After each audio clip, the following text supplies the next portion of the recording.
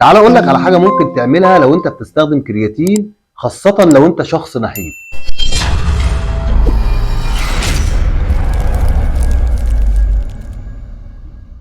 الكرياتين من افضل واشهر المكملات الغذائيه في الوقت الحالي، لانه بيتميز بفعاليته الكبيره لزياده القوه والضخامه العضليه، وكمان سعره رخيص نسبيا. يعني لو انت بتستخدم علبه وزنها نص كيلو تقدر تكفي معاك من 3 شهور ل 4 شهور. ومن اهم انواع الكرياتين شهره بين المحترفين هو الماينو هيدريت، وده لان سرعه امتصاصه عاليه، وكمان بيستخدم لعلاج بعض الامراض زي الضمور العضلي. طيب لو جيت سالتني سؤال وقلت لي ايه هي مكونات الكرياتين؟ هو حمض نيتروجيني بيتم تخليقه في الكبد من 3 احماض امينيه، منها الارجانين والجلايسين والميثيونين، وبدايه انطلاق الاحماض دي من الكبد، وده بيبقى عن طريق نقلها في الدم لكل اجزاء الجسم. واكتر حاجه بيستفيد منها الجسم من الكرياتين هي العضلات، لان الكرياتين بيتخزن فيها بنسبه 95%، وال5% الباقيه بيتم تخزينها في المخ. الكرياتين عشان تمد جسمك بيه صح تاخده عن طريق مكمل غذائي، لانك لو اضطريت تاخده من الغذاء هتستهلك كميه كبيره قوي من اللحوم والاسماك. سنه 1912 اكتشفوا العلماء ان تناول الكرياتين من مصدر خارجي بيزود من تركيز فوسفات الكرياتين في العضلات. في القرن العشرين في ابحاث كتير قوي اتعملت عن فوائد الكرياتين في تحسين الاداء الرياضي، والكرياتين بدات شهرته فعليا في اولمبياد برشلونه سنه 1992، وده كان على يد عداء اسمه كريستي، حصل على ذهبيه سباق عدو 100 متر، وقال في الوقت ده ان هو كان بيستخدم كرياتين. الكرياتين تم تصنيعه بشكل تجاري سنه 1993 عن طريق شركه اختصارا لاسمها EAS، وكان اسم المنتج في الوقت ده فوسفاجين. نيجي بقى لاضرار الكرياتين. لو انت بتعاني من اي امراض مزمنه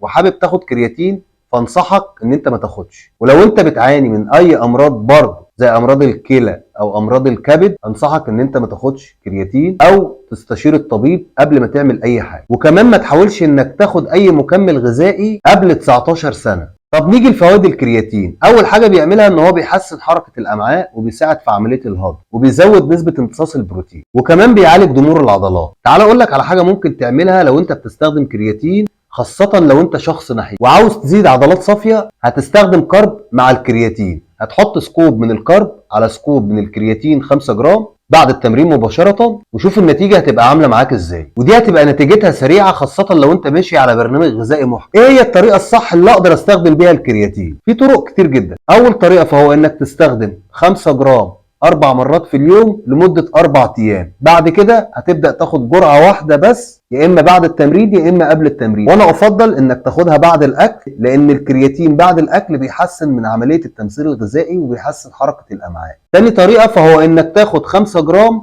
على طول بدون تحميل. طيب الطريقة الأولانية ليه كنا بناخد 4 مرات في اليوم، وبعد كده بنبدأ ناخد جرعة واحدة عشان تبدأ تزود نسبة فوسفات الكرياتين جوه العضلات بشكل سريع. فعشان تبقى فاهم أي طريقة من الطريقتين اللي أنا قلت لك عليهم دول هيكونوا صح. وبكده أكون انتهيت من حلقة النهاردة. ما تنسوش تشتركوا في القناة وتفعلوا زر الجرس عشان يجيلكم كل جديد. ما تنساش لو عجبتك الحلقة تشيرها لصاحبك عشان يستفيد.